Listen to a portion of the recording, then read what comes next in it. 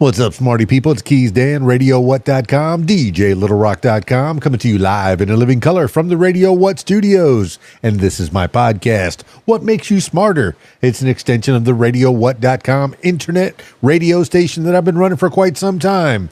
And if you need DJ services, where do I always send you? DJLittleRock.com. One more time, DJLittleRock.com. Check availability and get a free price quote.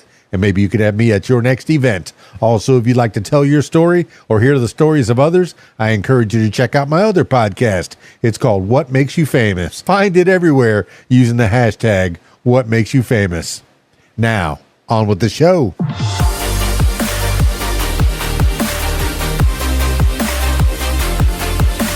Today on the program, in the 1930s, a skyscraper was rotated 90 degrees while everyone kept working inside. That's my announcer from the past. In 1929, the India Bell Telephone Company purchased the Central Union Telephone Company, along with its 8-story headquarters in downtown Evansville, Indiana, as part of a plan to majorly expand its footprint in the area. First, it considered demolishing the Central Union Telephone Building, which housed its administrative offices and telephone switchboards, but architect Kurt Vonnegut Sr., the father of author Kurt Vonnegut Jr., had a different idea. Rather than raise the building and start from scratch, they could move it across the lot, 52 feet sideways, followed by a 90-degree turn, and expand from there. The plan didn't just work, it was a resounding success.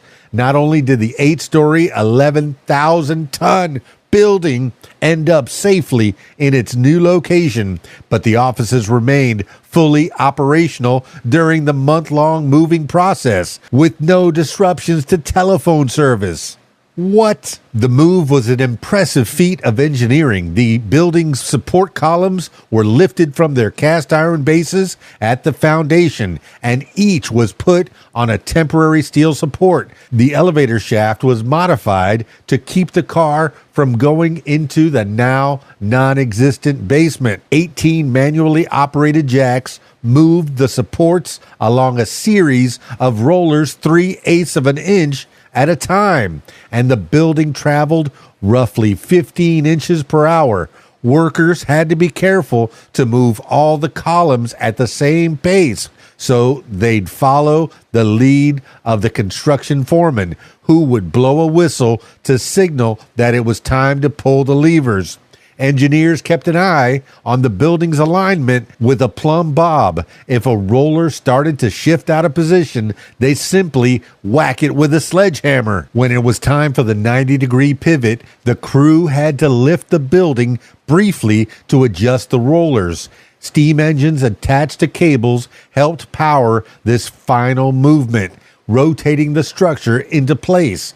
Ultimately, the building sat within 1/16th of an inch of its planned destination.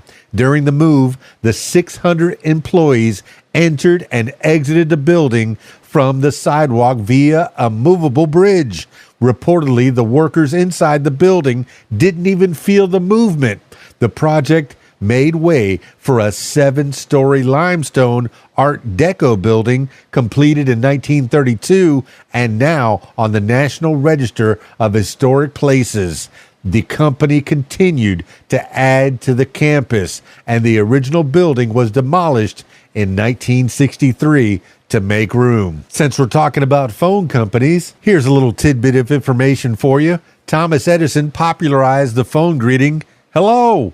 The word hello wasn't always the standard telephone greeting it is today. In the early days of telecommunication, it was Thomas Edison's preferred way to answer the phone, which helped popularize it for widespread use.